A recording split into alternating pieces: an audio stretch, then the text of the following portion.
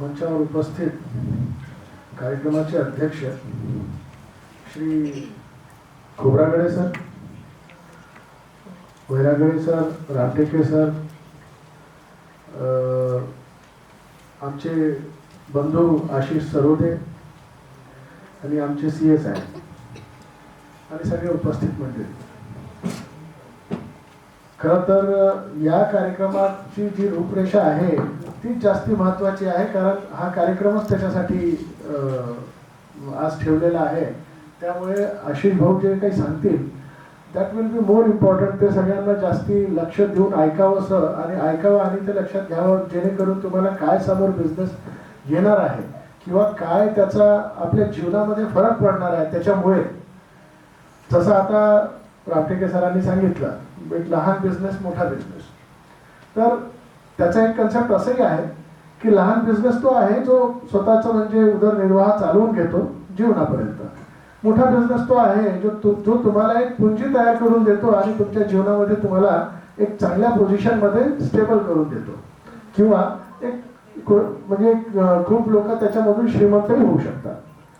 आता माझा भाग सांगणं म्हणजे लीगल आहे, तर सांगण्यासारखं आता खूप काही नाही. आपण पॉझिटिव्ह याच्यासाठी आहोत. आज एक सकारात्मक कार्यक्रम आहे, सकारात्मक चर्चा आहे, सकारात्मक त्याचा विषय आहे.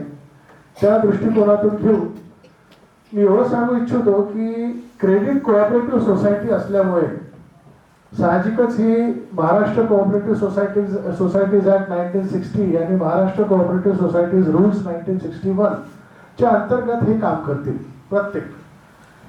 आता जसं इथं वेगवेगळ्या CS साहेबांनी सुद्धा सांगितलं की काय त्यांना पॅरामीटर्स गाईडलाईन्स आहे जे फॉलो करावी लागतील, ते साहजिक ते करतील, ते मॅन्डेटरी आहे. ते जर समजा त्याच्या बाहेर गेले, त्या चाकोरीच्या बाहेर, तर साहजिक खूप काही इथे कायद्याच्या तरतुदी आहेत ज्याच्या माध्यमातून त्यांच्यावर वेगवेगळे ॲक्शन सुद्धा आहेत. म्हणून हे जे काही करणार आहे त्याला कायद्याचं सगळ्या गोष्टीचं सँक्शन आहे. आता जसं सांगितलं की एक रामटेके सरांनी सांगितलं की असं होईल का की आपण 4-5 वर्ष काम केलं नंतर आपोआप पैसा येत राहिला. मग जर असं आहे, हे आहे, असं होतं, पण हे कसं, तर हे सगळं लीगलमध्ये राहील, हे इम्पॉर्टंटली लक्षात ठेवा. हे असं नाही की काहीतरी म्हणजे एखादी कुठंतरी लोक जुगार काही सुरू करून देतात किंवा कोणी काही गुंड्याचा अड्डा सुरू करून देतात आणि त्याच्यामधून मग पैसे येत राहतात, धमक्या देत राहायचे लोकांना. तशातला भाग नाही. It is all legal. आणि म्हणून याच्यामध्ये काम करण्यात म्हणजे सकारात्मक भूमिकाही आहे आणि safety is there, stability is there. तर याच्यामध्ये वेगवेगळे पॅरामीटर्स, वेगवेगळी हायरार्की सांगितलेली आहे. उद्या जर काही त्रास झाला, सपोज, मी देवाच्या चरणी माझी प्रार्थना आहे असा काही त्रास कोणाला कधी होऊ नये, होणार नाही, सगळं चांगलंच होईल. पण प्रोज अँड कॉन्स, तर सोसायटीच्या बाबतीत काही कारवाई असली तर रजिस्ट्रार नंतर DDR नंतर रेग्युलर रजिस्ट्रार नंतर डिव्हिजनल जॉईंट रजिस्ट्रार, मग मंत्रालय जो सहकार मंत्री असतो त्याच्याकडेपर्यंत कारवाई जाते एका हायरार्कीमध्ये. दुसऱ्या हायरार्कीमध्ये सेक्शन 91 मध्ये कोऑपरेटिव्ह कोर्ट आहे दिलेला. तर जी क्रेडिट कोऑपरेटिव्ह सोसायटी, आपण शॉर्टमध्ये बँक समजू शकतात बोलता, ती बँक आणि त्याच्या मेंबर्समध्ये जे काही वादविवाद निर्माण होतो ते कशाच्या बाबतीत असो, फक्त भाग भांडवल किंवा त्यामध्ये गुंतवणूक केलेली रक्कम, फक्त त्यापुरती नाही, तर उद्या जर शेअर होल्डर झाले तर सोसायटीचे इलेक्शन्स होतील, त्याच्यामध्ये वोटिंग कोण करेल, मग कोण आपल्या लोकांना कोणाला काय वोटिंग करायचे आहे, सगळ्या गोष्टीचे त्याच्यामध्ये प्रोव्हिजन्स दिलेले आहेत. तर त्या बाबतीत जर समजा सोसायटी आणि त्याच्या मेंबर्समध्ये कुठेही काही वाद आला किंवा कधीही काही असा अडचण निर्माण झाली, काही डिस्प्यूट आला, तर तुम्ही कोऑपरेटिव्ह कोर्टात जाऊ शकता. सहसा नागपुरात कोऑपरेटिव्ह कोर्ट आहे, अपेलेट कोऑपरेटिव्ह कोर्ट आहे, ऑनरेबल हायकोर्ट आहे, सगळी तरतूद इथे आहे. We are living in a big city. देवाच्या कृपेने चांगल्या आपल्या शहरामध्ये सगळं काही आहे.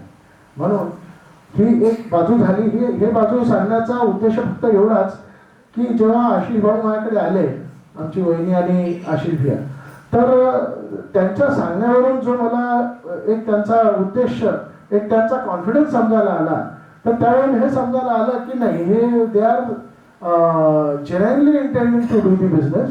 ते सिन्सिअरली आणि जेन्युइनली एक स्वच्छ हेतूने एक चांगल्या हृदयाने काम करण्याचा त्यांचा दृष्टिकोन आहे. आणि आपल्यासारखे आपले लोक जे आहे ते थोडासा पैशाच्या बाबतीत कोणी कमी मागे असू शकतो, तो मुद्दा नाही आहे, पण त्यांना एक चांगल्या पातळीवर वरच्या पातळीवर नेऊन आणि आपला एक शुद्ध बिझनेस करायचा कायद्याने आणि नियमाने. नियम काही होते ते आपले सीए साहेबांनी सांगितले. मी कायद्याची बाजू थोडीफार सांगितली, कारण खूप काही सांगण्यात अर्थ नाही, ते तेवढं सगळं लक्षात राहणार नाही कोणाच्या. म्हणून तर हे सगळं आहे, त्याच्यामध्ये राहून त्या चाकोरीत, कायद्याच्या चाकोरीत, त्या पॅरामीटर्स मध्ये, त्या गाईडलाईन्स मध्ये बँकिंग ऑम्बुड्समन सुद्धा आहे, रिझर्व्ह बँकेच्या अंतर्गत येतो तो, तिकडेही कंप्लेंट्स होऊ शकतात, सगळं काही आहे. म्हणजे everything is quite safe and secure. आपली सत्सद बुद्धी नेहमी वापरायची हे जरूर आहे. आणि त्या दृष्टिकोनातून आपण नेहमी त्यांच्या कॉन्टॅक्टमध्ये त्यांना कोऑर्डिनेट करून प्रत्येक डिसिजन्स आपले शांत डोक्याने घ्यायचे आणि ते आपली गुंतवणूक करायची. म्हणजे आपल्याला आपले काम चांगले केले म्हणजे जसं कृष्ण भगवाननी म्हटलं होतं की कर्मण्य अधिकार असते महाफलेषु कदाचन. एकदाचे चांगले कर्म करून घ्यायचे, मन वाटल्यास चिंता नाही करायची. एवढंच माझं सांगणं होतं. म्हणजे त्यांच्या कॉन्फिडन्सवरून आणि त्यांच्या दृष्टिकोनातून मला हे समजायला आलं की नाही, हे जेन्युइन आहे, सिन्सिअर काम करण्याचा दृष्टिकोन आहे. म्हणूनही मी कार्यक्रमाला येण्यासाठी साहजिकच संधी दिली. आणि मी सगळ्यांना या साची श्रावस्ती क्रेडिट कोऑपरेटिव्ह सोसायटीच्या सर्व सदस्य, मेंबर्स, पूर्ण बोर्डला आणि इथे आलेल्या सगळ्यांनाच पुनश्च वारंवार शुभेच्छा देतो. आणि हीच प्रार्थना राहील देवाकडे की ही चांगली सोसायटी चांगली वाढो, चांगलं याचं खूप म्हणजे समोर जाऊन खूप सक्सेसफुल हो, सफलता मिळावी आणि सगळ्यांचं भलं हो याच्यातून. एवढंच मी बोलू इच्छितो. धन्यवाद.